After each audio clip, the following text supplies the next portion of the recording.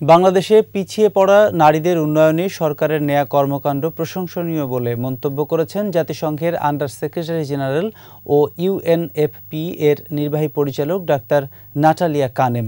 Walton fridge কিনে অনেকের মতো আপনিও হয়ে যেতে পারেন মিলেনিয়াল। সেরা পণ্যের সেরা অফার। সকালে ঢাকা থেকে সেনাবাহিনীর হেলিকপ্টারে তুলসীঘাটের হেলিপ্যাডে অবতরণ করেন তিনি। এ সময় রংপুর বিভাগীয় স্বাস্থ্য পরিচালক doctor ABM Abu Hanif, police super Mohammad Kamal Hossain, NDC Jewel Mia ফুল দিয়ে শুভেচ্ছা জানান। এরপর সড়ক পথে গোবিন্দগঞ্জের সাপমারা ইউনিয়নে ক্ষুদ্র নৃগোষ্ঠী সাঁওতাল কমিউনিটির জীবনমানের উন্নয়ন নিয়ে মতবিনিময় করেন। দুপুরে গাইবান্ধা সদর নারী শিশু ও প্রতিবন্ধী সহায়তা কেন্দ্রে পরিদর্শন করেন। পরে তিনি গণ উন্নয়ন কেন্দ্রের প্রধান কার্যালয়ে হিজড়া জনগোষ্ঠীদের সাথেও মতবিনিময় করেছেন।